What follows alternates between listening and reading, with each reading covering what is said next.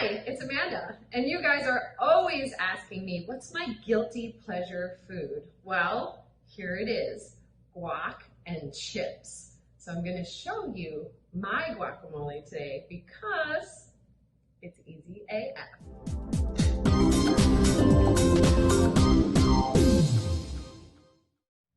Okay, of course, guacamole starts with ripe avocados.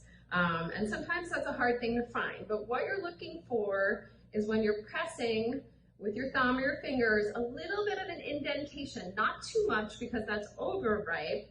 And if it's too firm, it means it's not ripe enough. Now you can bring home an avocado that's not ripe enough and ripen it yourself. Either just put it outside in a bowl with other avocados, and bananas help it ripen, or put it in a brown bag, and that makes it happen fast. So we're gonna cut our avocado. I usually remove the stem, which is usually at the end, and I'm gonna cut around the horizon. And everybody always asks me, how do you do it? How do you keep your guacamole green? How do you keep avocados from turning? Obviously, we're gonna use lime juice today, but we're also gonna save that pit because it does help. Now, this is a beautifully ripe avocado. You can tell as soon as you open it.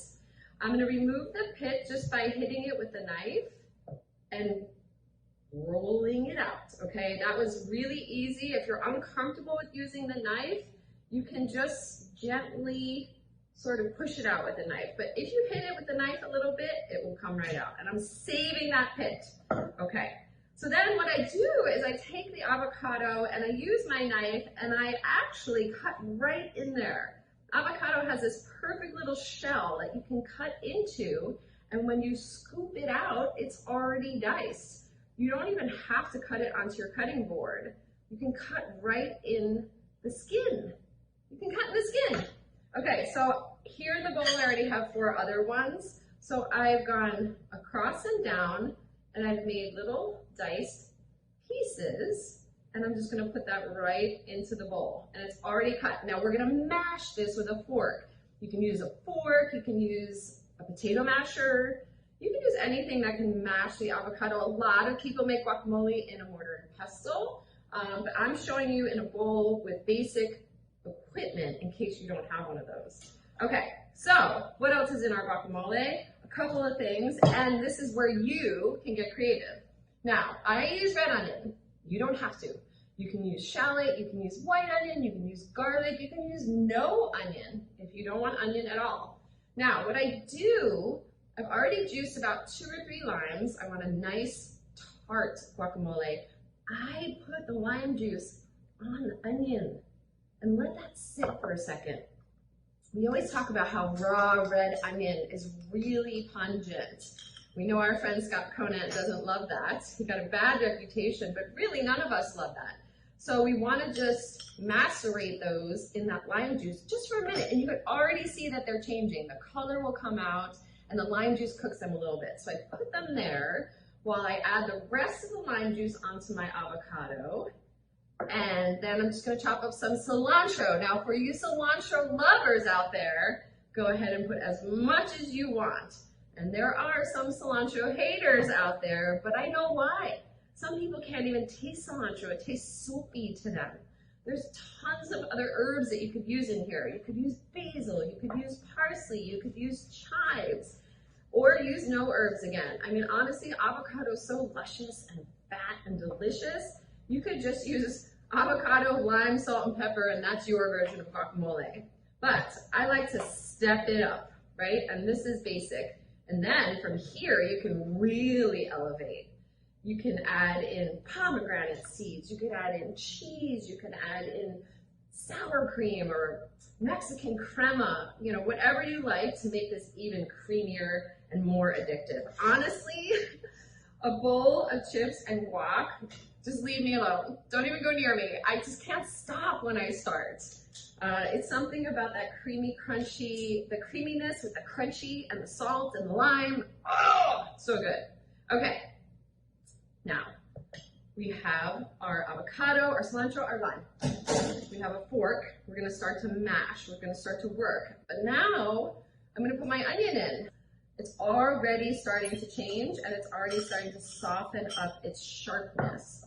I'm gonna use some pepper. This is like a cayenne or an Aleppo pepper, which is really fancy. Or you can put in a few dashes of your favorite hot sauce, whether it be green or red, and that really spices it up. I'm gonna put a little bit in there because I like it spicy. That's it. Everything you need is right here in this bowl. Okay, you can make this guac. Okay, and then you just work that around until it's exactly as you like it. That lime juice is gonna make it a little bit creamy and soft and smooth. And then, did we season this with salt yet? No! Avocado loves salt. Yes, that's right. I'm putting 2 big pinches of kosher salt in there. You gotta have it. Sometimes for breakfast, I just eat avocado with salt. I know it's a crazy, crazy idea, but it's a really healthy way to start the day, and I feel like it fills me up better than eating a banana that has way more potassium. Not that I don't love bananas, to all you banana fans out there. Okay, so here we are. What have we done? We squished up some avocado, we put some onion in it, we chopped up some cilantro, and we have guacamole.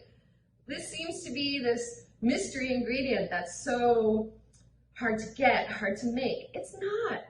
You guys, look what we just did. Oh my God. I'm gonna put even a little more salt in there. But I'm tasting the lime, I'm tasting the spice, I'm even gonna put a little more of my chili. The onions are perfect. The avocados are ripe. What's happening? It's done! Okay, so I'm gonna put a little bit in my serving bowl because, you know, when I'm by myself, I'll go ahead and double dip. But when I'm with friends, I'll take some out and put it on my own plate.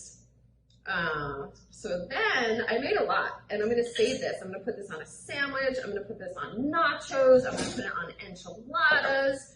You can put guacamole on just about anything. But the trick is 2 things. To make sure this doesn't go brown, you can add a pit.